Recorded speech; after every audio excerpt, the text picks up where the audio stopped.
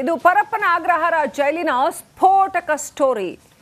ಕರ್ನಾಟಕದಲ್ಲಿ ಈ ಸುದ್ದಿ ಕೇಳಿದ್ರೆ ಜನ ಬೆಚ್ಚಿ ಬೀಳ್ತಾರೆ. ಅಷ್ಟರ ಮಟ್ಟಿಗೆ ಜೈಲೊಳಗೆ ಹೀಗೆಲ್ಲ ಆಗುತ್ತಾ ಅಂತ ನೀವು ಶಾಕ್ ಆಗ್ತೀರಿ. ಏನೇನೆಲ್ಲ ನಡೆಯುತ್ತೆ ಜೈಲೊಳಗೆ ನೋಡಿ.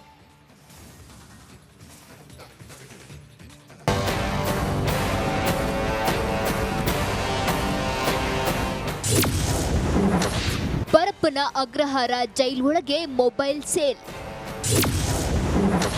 ಪೊಲೀಸರಿಗೆ ಕೈದಿಗಳ ಮೊಬೈಲ್ ಕಳ್ಳಾಟದ್ದೇ ಟೆನ್ಷನ್. ಜೈಲಿನೊಳಗೆ ಹೀಗೂ ನಡೆಯುತ್ತಾ ಅಂತ ಆಶ್ಚರ್ಯ ಪಡಬೇಡಿ. ಯಾಕಂದ್ರೆ ಇಂತಹದೊಂದು ಘಟನೆ ಪರಪ್ಪನ ಅಗ್ರಹಾರದಲ್ಲಿ ನಡೆದಿದೆ. ಕಂಬಿ ಹಿಂದೆ ನಿಂತರೂ ಬುದ್ಧಿ ಕಲಿಯದ ಕೆಲವರು ಇಂಥ ಕೆಲಸಕ್ಕೆ ಕೈ ಹಾಕ್ತಾರೆ.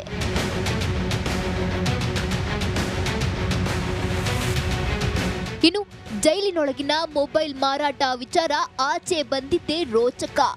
ಕೈದಿ ರಘುವೀರ್ ಎಂಬಾತನನ್ನ ಕಳೆದ 3 ದಿನದ ಹಿಂದೆ ನ್ಯಾಯಾಲಯಕ್ಕೆಂದು ಆಡುಗೋಡಿಯ CAR ಬೆಂಗಾವಲು ಸಿಬ್ಬಂದಿ ಕೃಷ್ಣ ಎಂಬಾತ ಬೆಂಗಳೂರಿಗೆ ಕರೆದುಕೊಂಡು ಹೋಗಿದ್ದ.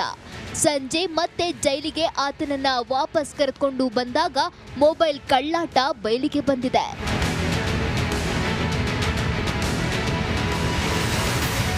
ಜೈಲಿನ ರಾಜ್ಯ ಕೈಗಾರಿಕಾ ಭದ್ರತಾ ಪಡೆ ಪೊಲೀಸರು ಒಳಗೆ ಬಿಡುವಾಗ ಸ್ಕ್ಯಾನರ್ ಮೂಲಕ ತಪಾಸಣೆ ಮಾಡಿದ್ದಾರೆ. ಈ ವೇಳೆ ಬೆನ್ನಿನ ಕೆಳಗಡೆ ಸ್ಕ್ಯಾನರ್ ಸೈರನ್ ಮಾಡಿತ್ತು. ಕೂಡಲೇ ಎಚ್ಚೆತ್ತುಕೊಂಡ ಪೊಲೀಸರು ಈತನನ್ನ ವಶಕ್ಕೆ ಪಡೆದು ತಪಾಸಣೆ ಮಾಡಲು ಮುಂದಾಗಿದ್ದಾರೆ. ಕೈದಿ ರಘುವೀರ್ ಹೊಟ್ಟೆ ನೋವು ಎಂದು ಹೇಳಲು ಪ್ರಾರಂಭಿಸಿದ್ದ ಕೂಡಲೇ ಆತನನ್ನ ಆಸ್ಪತ್ರೆಗೆ ದಾಖಲಿಸಿ ಎಕ್ಸ್ರೇ ಮಾಡಿಸಿದಾಗ ಅಚ್ಚರಿ ಎದುರಾಗಿತ್ತು. ಈತನ ಹೊಟ್ಟೆಯ ಒಳಗಡೆ 2 ಮೊಬೈಲ್ ಹಾಗೂ 2 ಬ್ಯಾಟರಿ ಇರೋದು ಗೊತ್ತಾಗಿದೆ.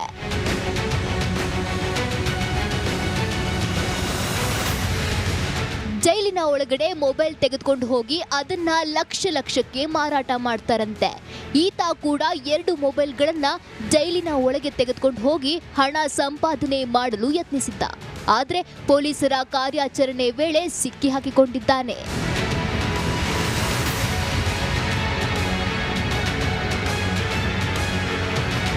ಕೈದಿಗೆ ಮೊಬೈಲ್ ಕೊಟ್ಟಿದ್ದು ಯಾರು ಅಂತ ಈ ಬಗ್ಗೆ ದೂರು ದಾಖಲಿಸಿಕೊಂಡಿರುವ ಪರಪ್ಪನ ಅಗ್ರಹಾರ ಪೊಲೀಸರು ತನಿಖೆ ಮಾಡ್ತಿದ್ದಾರೆ.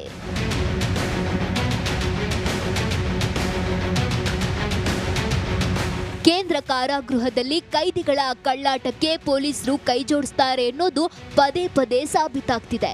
ಇನ್ನಾದ್ರೂ ತನಿಖೆಯಲ್ಲಿ ಇದರ ಹಿಂದೆ ಯಾರಿದ್ದಾರೆ ಅನ್ನೋದು ಬಯಲಾಗುತ್ತಾ ಕಾದ್ ನೋಡ್ಬೇಕಿದೆ.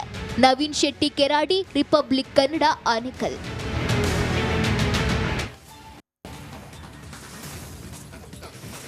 ಅಭಿಮಾನ ಇರಲಿ, ಆದರೆ ಅಂಧಾಭಿಮಾನ ಇದೆಯಲ್ಲ ಅದು ಸಂಕಷ್ಟ ತಂದು ಕೊಡುತ್ತೆ ಅನ್ನೋದಕ್ಕೆ ಈ ಸ್ಟೋರಿ ಬೆಸ್ಟ್ ಎಕ್ಸಾಂಪಲ್. ಮಗುವಿಗೆ ಖೈದಿ ನಂಬರ್ ಹಾಕಿ ಫೋಟೋ ಶೂಟ್ ಮಾಡಿದವರಿಗೆ ಇದೀಗ ಕಾನೂನಿನ ಸಂಕಷ್ಟ ಎದುರಾಗಿದೆ.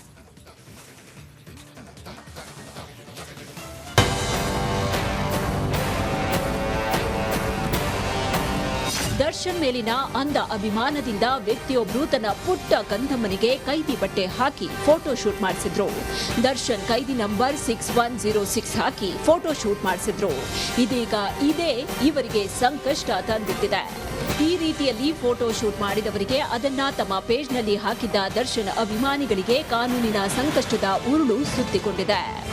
ಅದ್ಯಾವಾಗ ಈ ಫೋಟೋ ಶೂಟ್ ಆಯಿತು, ಮಕ್ಕಳ ಹಕ್ಕುಗಳ ರಕ್ಷಣಾ ಆಯೋಗ ಅಲರ್ಟ್ ಆಗಿದೆ.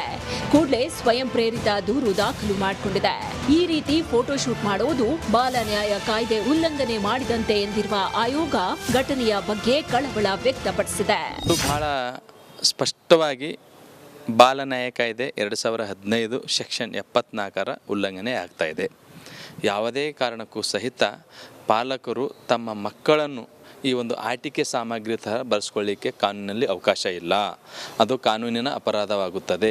ಇದು ಮಕ್ಕಳ ಬೆಳವಣಿಗೆಯ ಮೇಲೆ ಪರಿಣಾಮ ಬೀರೋ ಸಾಧ್ಯತೆ ಇದೆ. ಇದೇ ಕಾರಣಕ್ಕೆ ಇಂಥವರ ವಿರುದ್ಧ ಕಠಿಣ ಕಾನೂನಿನ ಅಸ್ತ್ರ ಜಲಪಡಿಸಲು ಆಯೋಗ ಮುಂದಾಗಿದೆ. ಯಾರು ಇದನ್ನು ತೊಡಸಿದ್ದಾರೆ, ಆಮೇಲೆ ಈ ಸೋಷಿಯಲ್ ಮೀಡಿಯಾದಲ್ಲಿ ಅಪ್ಲೋಡ್ ಯಾರು ಮಾಡಿದ್ದಾರೆ, ಅದರ ಬಗ್ಗೆ IT ಸೆಲ್ನಿಂದ ಮಾಹಿತಿ ಬಂದ ತಕ್ಷಣ ನಾವು ಸ್ವಯಂ ಪ್ರೇರಿತವಾಗಿ ಪ್ರಕರಣ ದಾಖಲು ಮಾಡಿಕೊಂಡಿದ್ದೀವಿ. ಸಂಬಂಧಪಟ್ಟವರಿಗೆ ಸಮನ್ ಜಾರಿ ಮಾಡಿ ವಿಚಾರಣೆಗೆ ಒಳಪಡಿಸ್ತಾ ಇದ್ದೀವಿ. ಮಕ್ಕಳ ವಿಚಾರದಲ್ಲಿ ಹುಡುಗಾಟ ಮಾಡಿದ್ರೆ ಕಾನೂನು ಕ್ರಮ ಕೈಗೊಳ್ಳಲಾಗುತ್ತೆ ಅಂತ ಮಕ್ಕಳ ರಕ್ಷಣಾ ಆಯೋಗ ಎಚ್ಚರಿಕೆ ಕೊಟ್ಟಿದೆ. ಇನ್ನಾದರೂ ಅಭಿಮಾನಿಗಳು ಇಂತಹ ವಿಚಾರಗಳಲ್ಲಿ ಎಚ್ಚರಿಕೆಯಿಂದ ಇರಬೇಕಾಗಿದೆ. ಸವಿತಾ ರಾಮಚಂದ್ರ, ರಿಪಬ್ಲಿಕ್ ಕನ್ನಡ, ಬೆಂಗಳೂರು.